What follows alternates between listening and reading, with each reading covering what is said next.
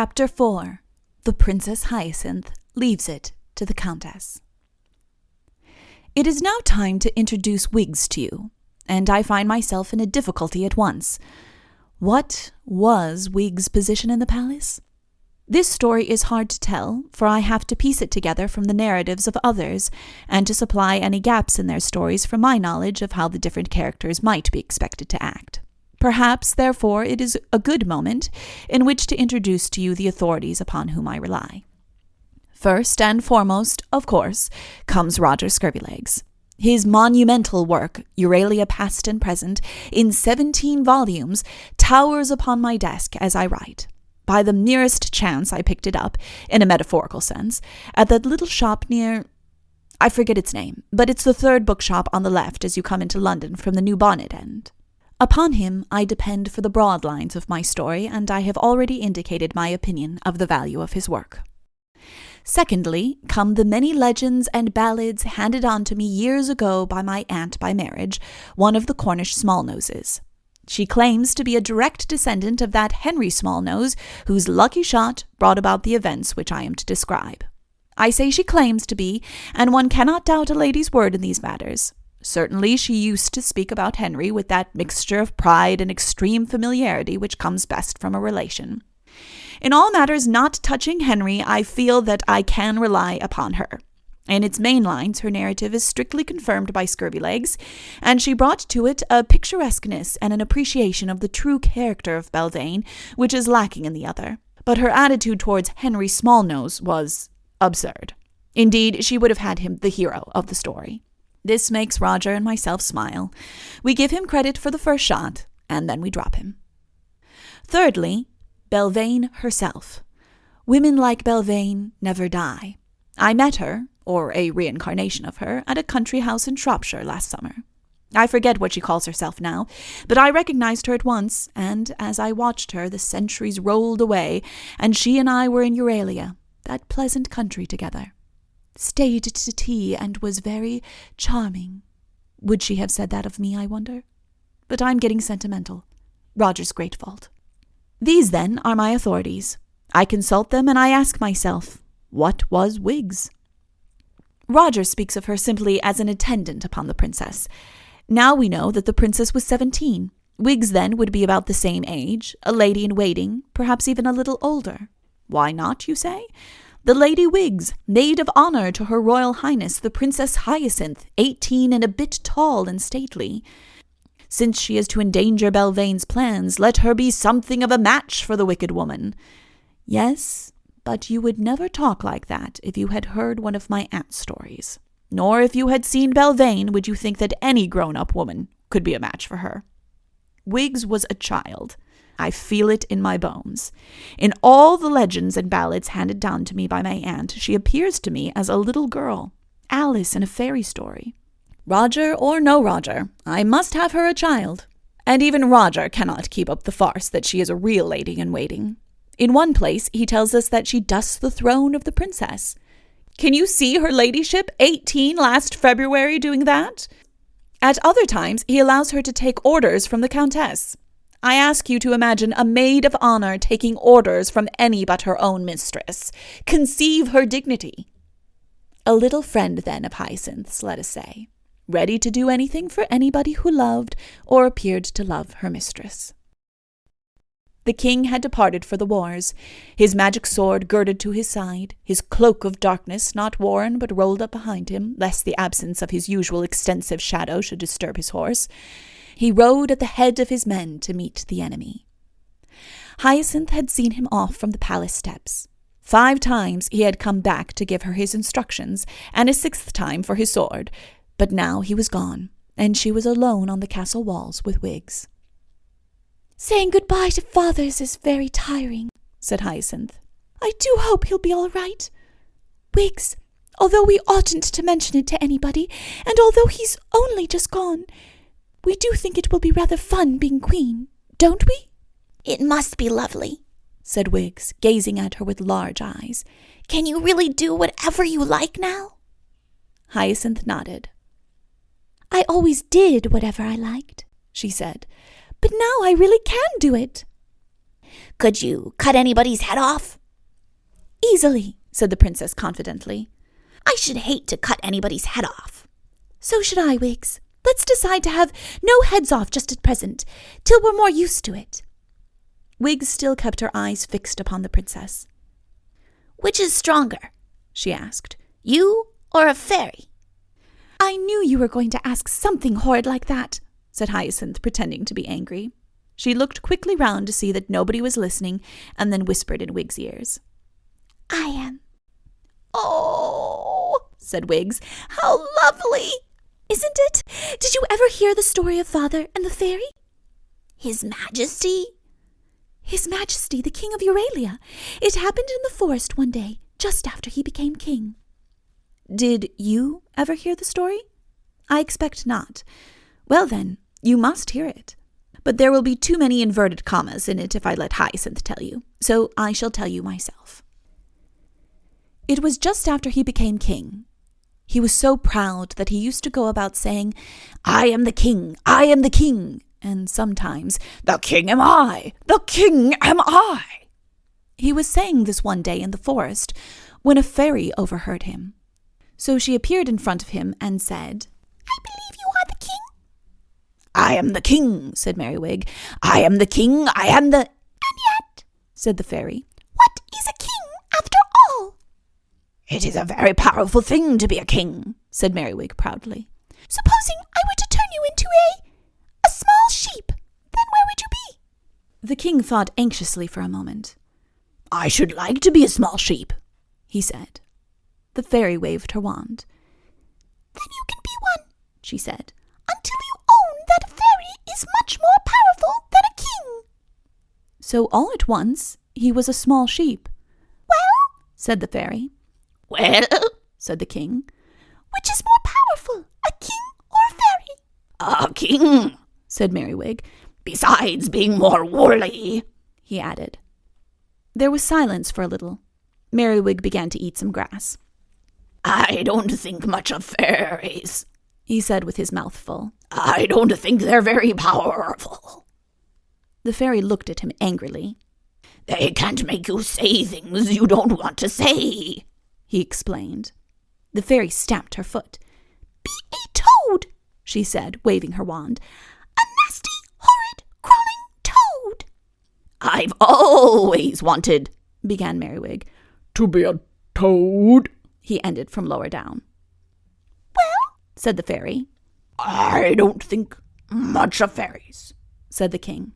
I don't think they're very powerful. He waited for the fairy to look at him, but she pretended to be thinking of something else. After waiting a minute or two, he added, They can't make you say things you don't want to say. The fairy stamped her foot still more angrily and moved her wand a third time. Be silent, she commanded, and stay silent forever. There was no sound in the forest. The fairy looked at the blue sky through the green roof above her. She looked through the tall trunks of the trees to the king's castle beyond. Her eyes fell upon the little glade on her left, upon the mossy bank on her right, but she would not look down to the toad at her feet. No, she wouldn't. She wouldn't. And yet, it was too much for her. She could resist no longer. She looked at the nasty, horrid, crawling toad, the dumb toad at her feet that was once a king, and catching her eye, the toad winked. Some winks are more expressive than others. The fairy knew quite well what this one meant. It meant, I don't think much of fairies. I don't think they're very powerful. They can't make you say things you don't want to say. The fairy waved her wand in disgust.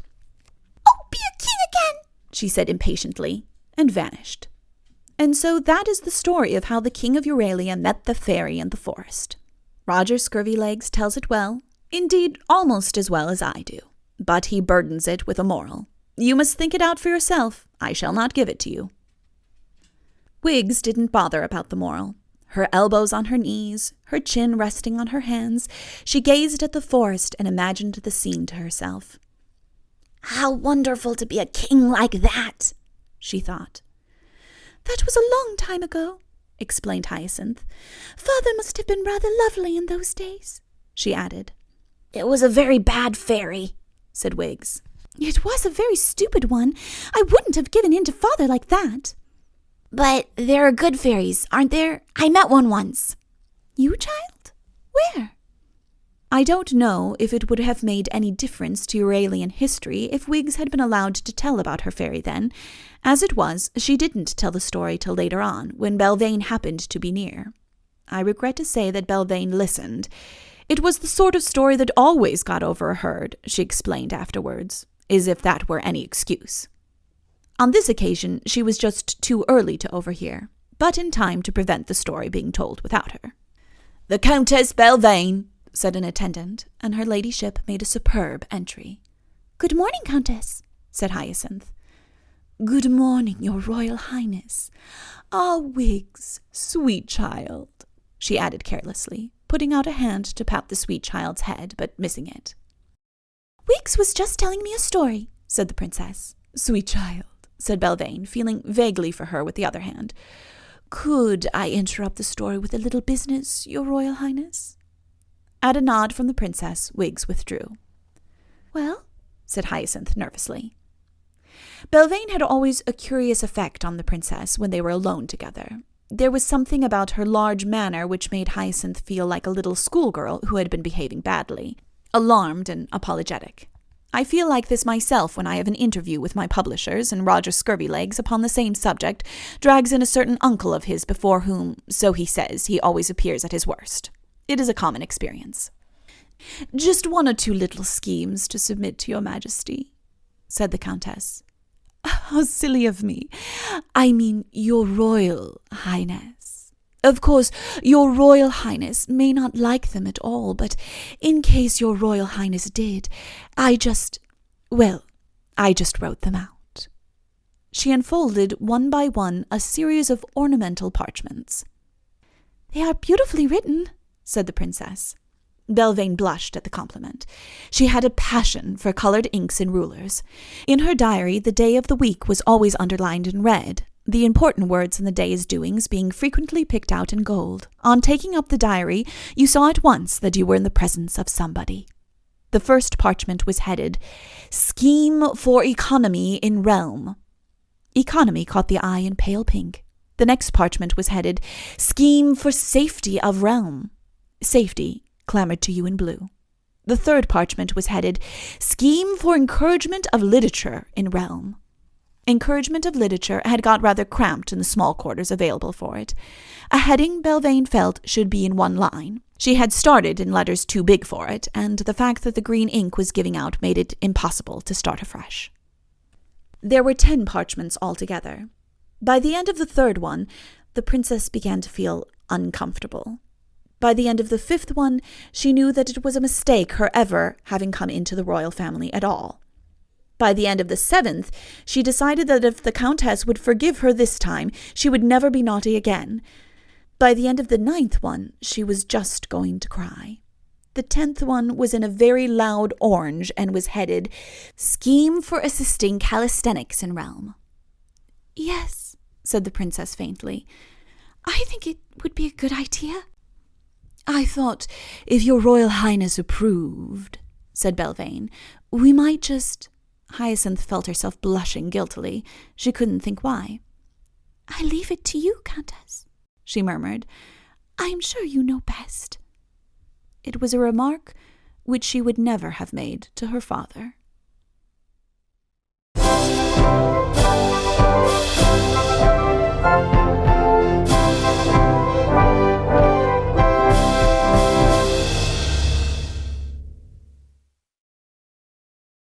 Chapter 5.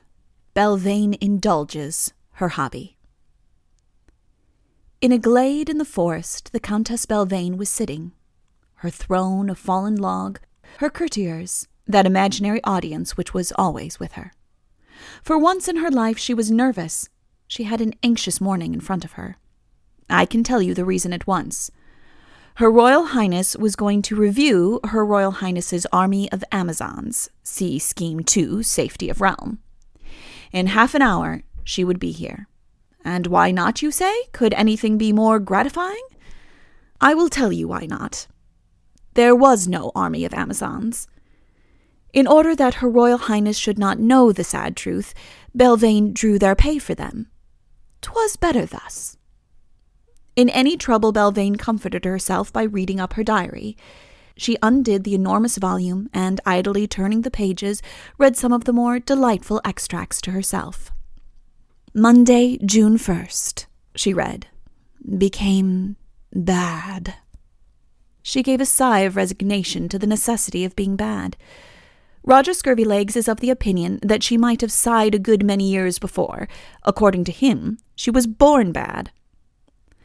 Tuesday, June 2nd, she read on, realized in the privacy of my heart that I was destined to rule the country. Wednesday, June 3rd, decided to oust the princess. Thursday, June 4th, began ousting. What a confession for any woman, even for one who had become bad last Monday. No wonder Belvane's diary was not for everybody. Let us look over her shoulder and read some more of the wicked woman's confessions. Friday, June 5th, made myself a... Oh, that's quite private. However, we may read this. Thought for the week.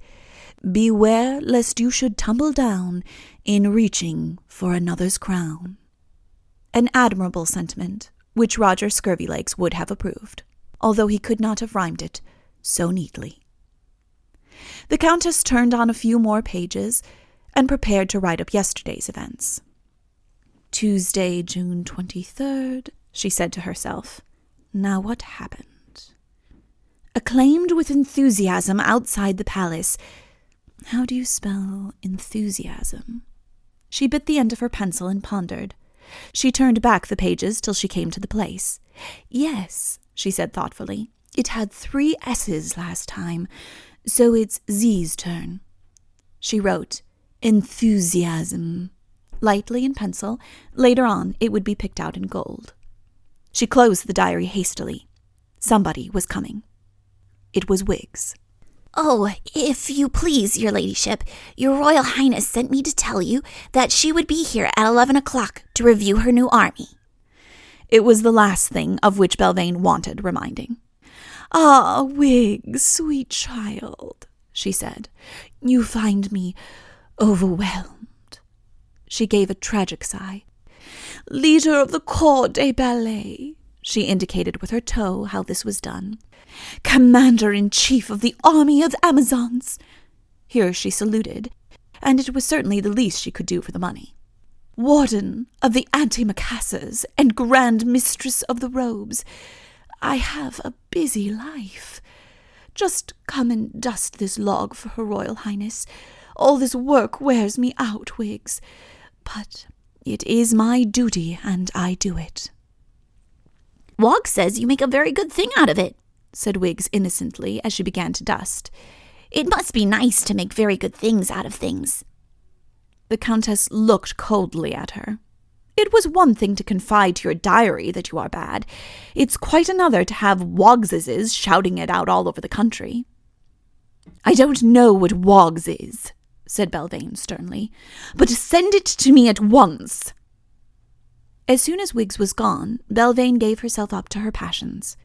She strode up and down the velvety sward, saying to herself, Bother, bother, bother, bother. Her outbreak of violence over, she sat gloomily down on the log and abandoned herself to despair. Her hair fell in 2 plaits down her back to her waist. On second thoughts, she arranged them in front. If one is going to despair, one may as well do it to the best advantage. Suddenly, a thought struck her. I am alone, she said. Dare I soliloquize? I will. It is a thing I have not done for weeks. Oh, what a... She got up quickly. Nobody could soliloquize on a log like that, she said crossly. She decided she could do it just as effectively when standing. With one pale hand raised to the skies, she began again. Oh, what a... Did you call me, Mum? Said Woggs, appearing suddenly. Bother, said Belvane. She gave a shrug of resignation. "Another time," she told herself. She turned to Woggs. Woggs must have been quite close at hand to have been found by Wiggs so quickly, and I suspect her of playing in the forest when she ought to have been doing her lessons, or mending stockings, or whatever made up her day's work. Woggs I find nearly as difficult to explain as Wiggs. It is a terrible thing for an author to have a lot of people running about his books without any invitation from him at all. However, since Woggs is there, we must make the best of her. I fancy that she was a year or two younger than Wiggs, and of rather inferior education. Witness her low innuendo about the Lady Belvane, and the fact that she called a countess Mum. "Come here," said Belvane. "Are you what they call Woggs?" "Please, Mum," said Woggs nervously. The countess winced at the mum, but went on bravely. "What have you been saying about me?" "Nothing, Mum." Belvane winced again and said, "Do you know what I do to little girls who say things about me? I cut their heads off. She tried to think of something very alarming. I stop their jam for tea. I am most annoyed with them." Woggs suddenly saw what a wicked thing she had done. "Oh, please, Mum," she said brokenly, and fell on her knees.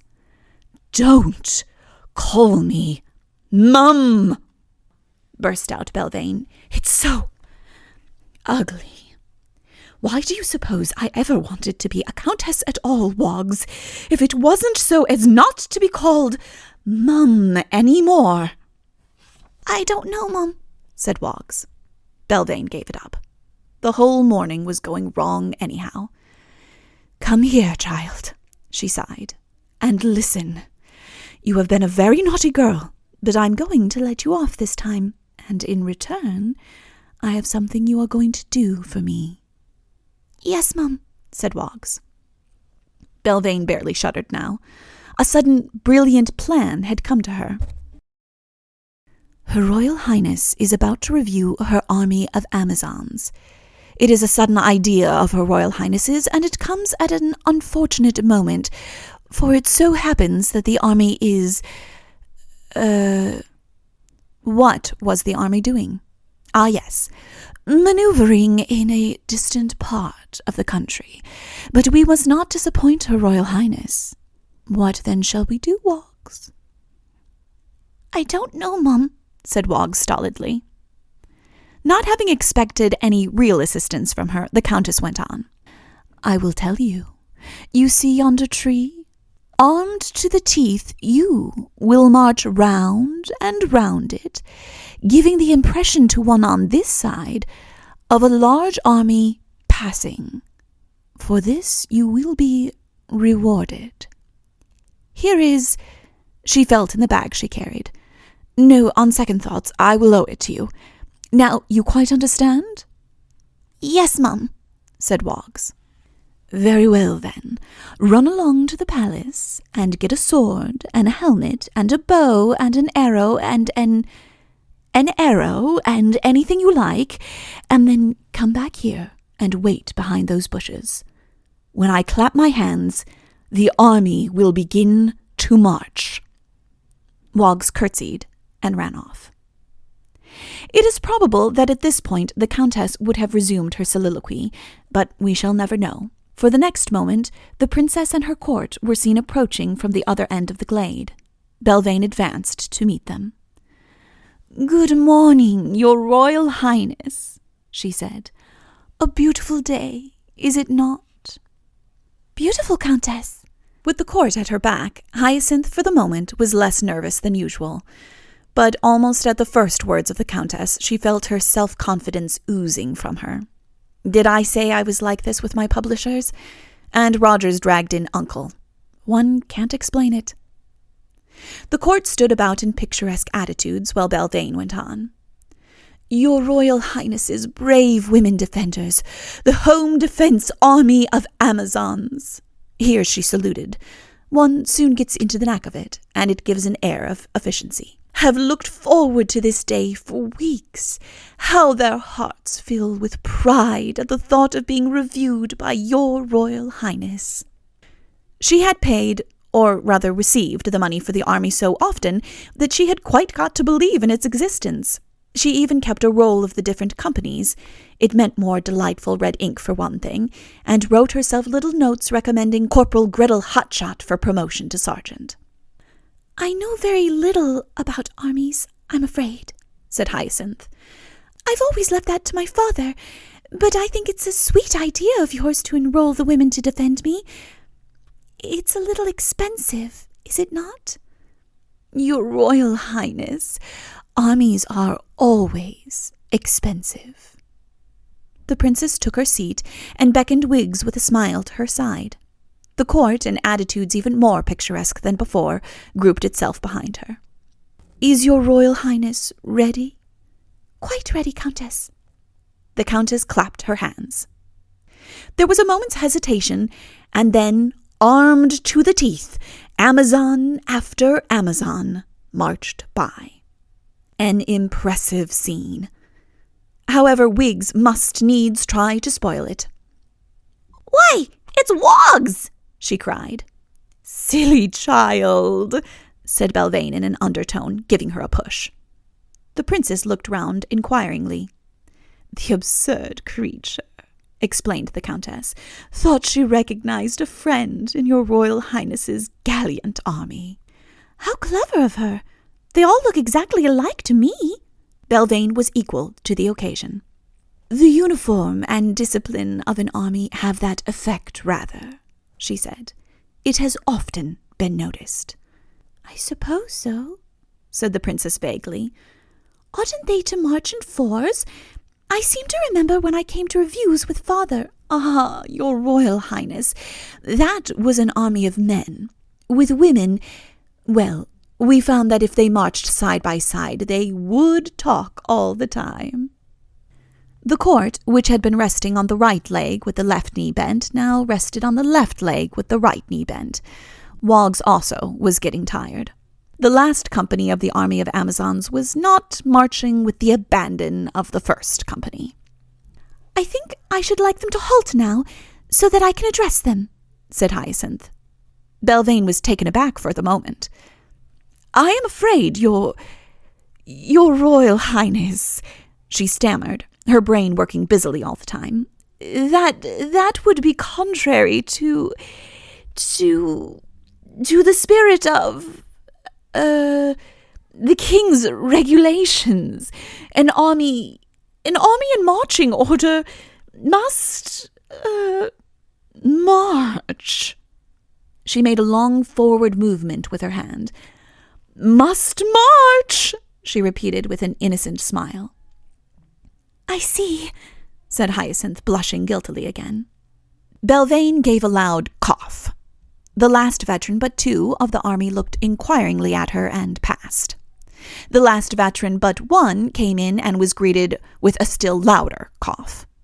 Rather tentatively, the last veteran of all entered and met such an unmistakable frown that it was obvious that the march past was over. Woggs took off her helmet and rested in the bushes. "That is all, your Royal Highness," said Belvane. 158 marches past, 217 reported sick, making 622. 9 are on guard at the palace, 632 and 9 make 815, add 28 under age, and we bring it up to the round 1,000. Wiggs opened her mouth to say something, but decided that her mistress would probably wish to say it instead. Hyacinth, however, merely looked unhappy. Belvane came a little nearer. "I forgot if I mentioned to your Royal Highness that we are paying out today. 1 silver piece a day and several days in the week, multiplied by, how many did I say? Comes to 10,000 pieces of gold." She produced a document beautifully ruled. "If your Royal Highness would kindly initial here." Mechanically, the princess signed. "Thank you, your Royal Highness. And now perhaps I had better go and see about it at once." She curtsied deeply, and then, remembering her position, saluted and marched off. Now, Roger Scurvylegs would see her go without a pang. He would then turn over to his next chapter, beginning, "Meanwhile the king," and leave you under the impression that the Countess Belvane was a common thief. I am no such chronicler as that. At all costs, I will be fair to my characters. Belvane, then, had a weakness. She had several, of which I have already told you, but this is another one. She had a passion for the distribution of largesse. I know an old gentleman who plays bowls every evening. He trundles his skip, or whatever he calls it, to one end of the green, toddles after it, and trundles it back again. Think of him for a moment, and then think of Belvane on her cream-white palfrey, tossing a bag of gold to right of her, and flinging a bag of gold to the left of her as she rides through the cheering crowds. Upon my word, I think hers is the more admirable exercise, and, I assure you, no less exacting. When once one has gotten into this habit of flinging or tossing money, to give it in any ordinary way, to slide it gently into the palm, is unbearable. Which of us, who has in an heroic moment flung half a crown to a cabman, can ever be content afterwards to hold out a handful of 3-penny bits and coppers to him? One must always be flinging. So it was with Belvane. The largesse habit had got hold of her. It is an expensive habit, but her way of doing it was less expensive than most. The people were taxed to pay for the Amazon army. The pay of the Amazon army was flung back at them. Could anything be fairer? True, it brought her admiration and applause. But what woman does not like admiration? Is that an offense? If it is something very different from the common theft of which Roger Scurvylegs would accuse her. Let us be fair.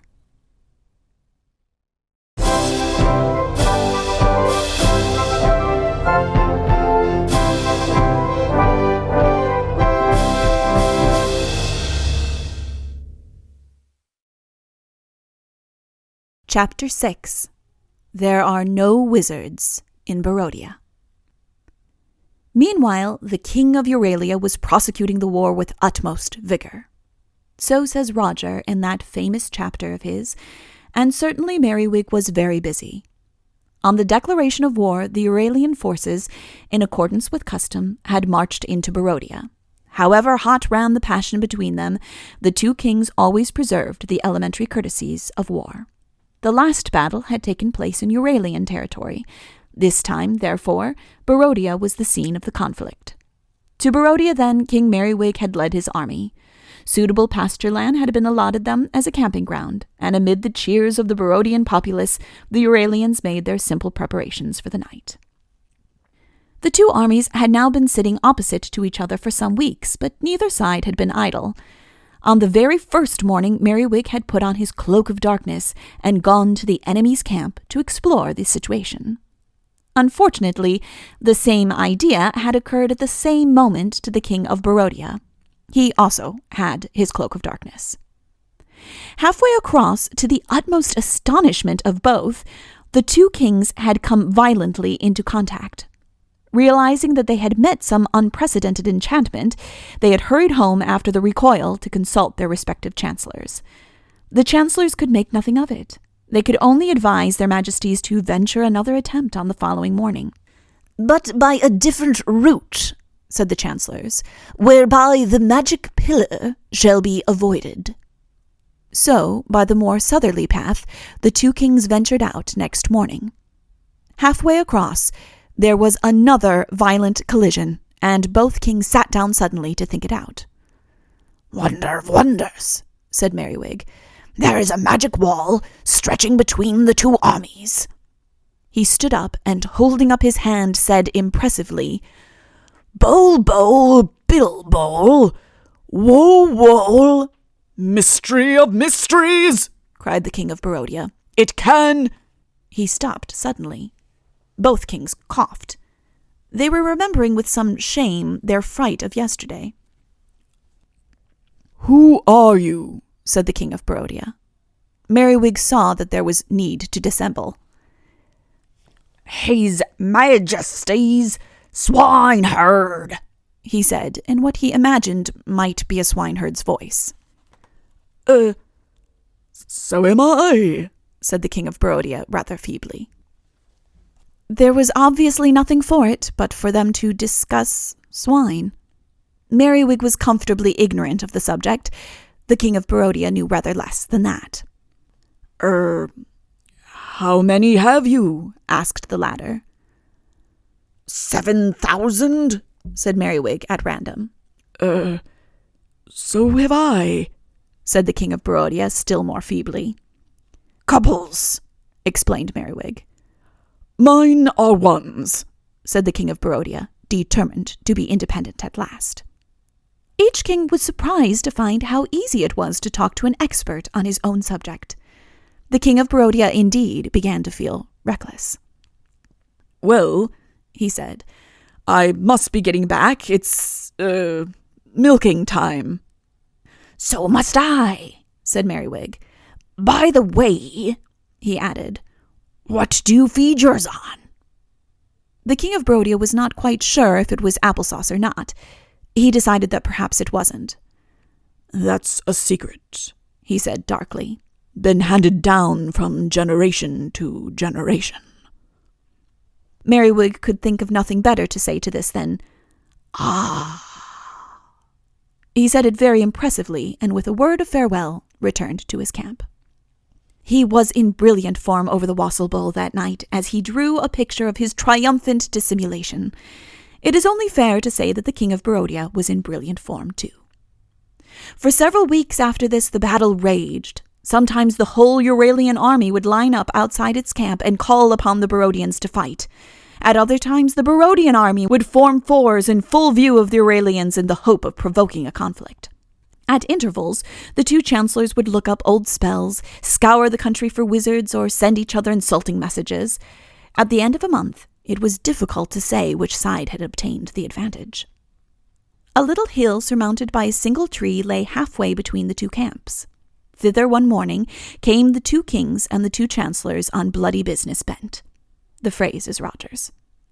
Their object was nothing less than to arrange that personal fight between the two monarchs, which was always a feature of Barodo-Euralian warfare. The two kings having shaken hands, their chancellors proceeded to settle the details.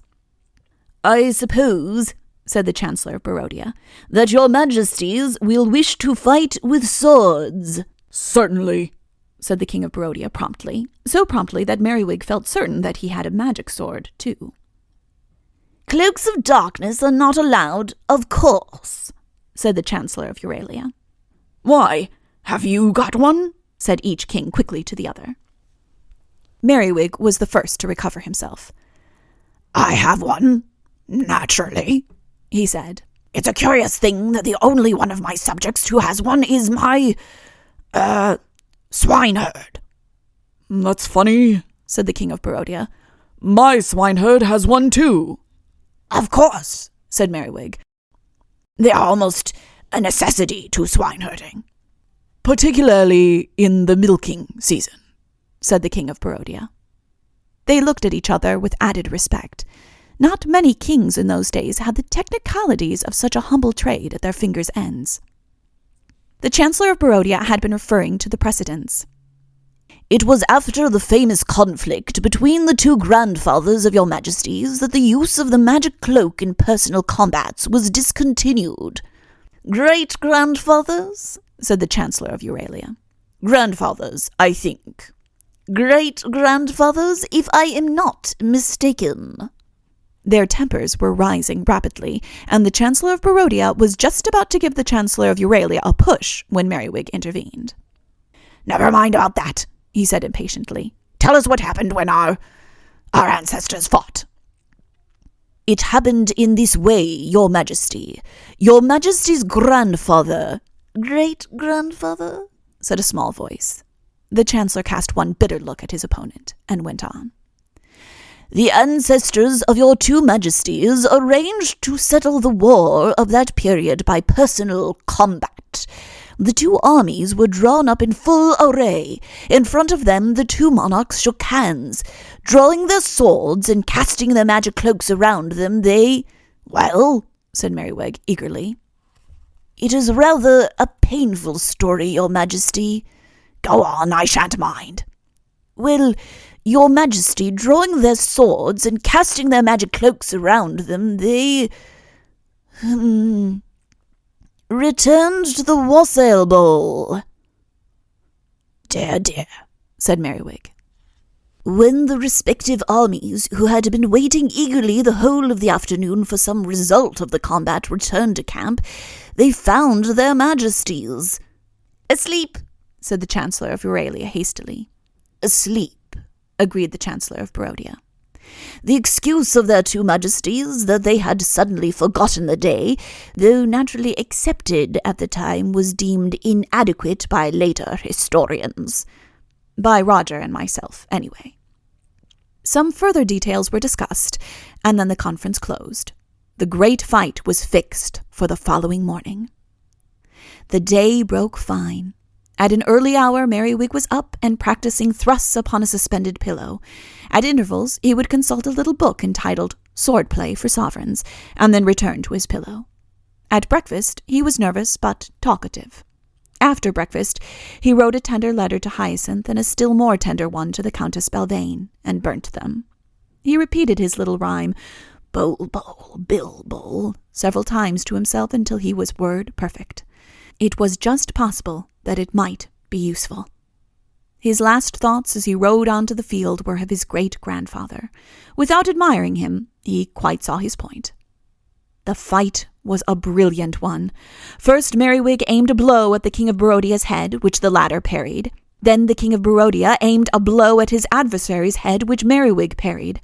This went on 3 or 4 times, and then Merriwig put into practice a remarkable trick which the captain of his bodyguard had taught him. It was his turn to parry, but instead of doing this, he struck again at his opponent's head, and if the latter in sheer surprise had not stumbled and fallen, there might have been a very serious ending to the affair. Noon found them still at it.